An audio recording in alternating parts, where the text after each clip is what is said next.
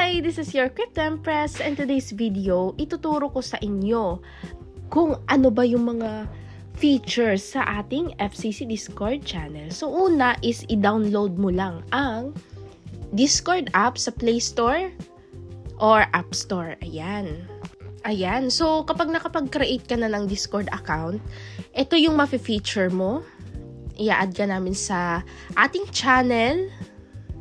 Yan ang aking username at itong channel natin ang First Choice Coin. So nandito lahat ang ating different chats. Bakit maganda yung Discord? Dahil sa Discord, isang channel lang siya, nandun na lahat.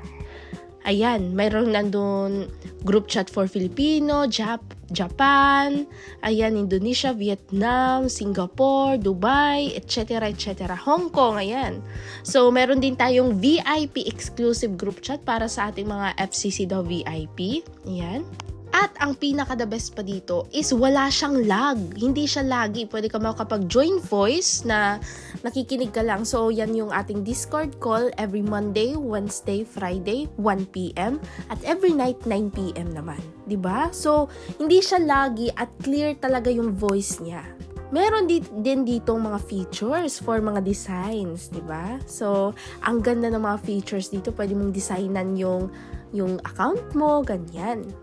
Yung Discord, napakaganda niyang app dahil high security siya, lalo na kung nagki-crypto ka. Kasi importante talaga yung mga details, ayan, na mga, lalo na yung mga conversation natin about crypto backup mnemonic phrase. So, dito talaga natin yan mai-interest kesa sa Messenger.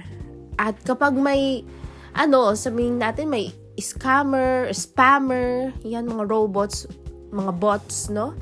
Pwede natin siya i-ban dahil we control in our community Discord channel. So, ganun siya ka-high security at mababantayan mo talaga. So, yan. So, bakit pala hindi mga real face yung nasa, sa Discord? So, mga codename lang. Dahil po, malaking factor yan. Una, dahil kapag nagki-crypto ka na, kapag yumaman ka na, hindi ka makikita. Di ba? So, isa yun sa reason. Bukod dyan, hindi ka mamemessage ng mga spammer. So, yung mga nakakakilala lang sa'yo is within the community. So, yan yung maganda. So, ito yung mga features nila. So, nag-avail ako, nag-check ako. Kasi, para mas ma-exciting at ang ganda ng design ng Discord mo, diba? So, yan. Pwede kang pumili dyan. So, may bayad siya. May subscription din. So, madaming access dyan. Mga emoji at stickers. Sobrang high-end mga stickers. So, madaming lalabas dyan. Yan. Kung makikita mo, iba't ibang klaseng mga features na design. So, i-check nyo. Maggawa kayo ng Discord at comment down below sa mga gusto pang magpaturo at mga features at mga tutorial na mga sasuggest nyo. So, ganyan po siya kaganda. Diba? So, yan. Ito yung kalabasan ng aking Discord. Ayan na. See, ang ganda. So, pag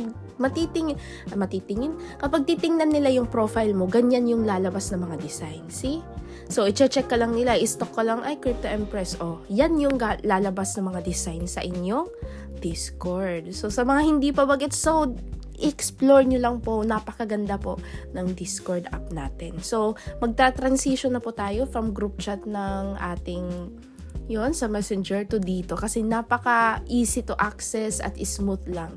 At hindi siya lagi kasi sa Messenger, isang group chat, sabihin natin, iba-iba. So, kapag nag-chat doon, ang dami-dami mo nang nakakapuno siya, diba? Napupuno na yung notification mo sa Messenger. So, dito, isang channel lang, nandun na lahat ng notification. Ganun po siya ka-easy access. So, yan. Let's go! That's our tutorial for today, and I'll see you in my next video. Bye!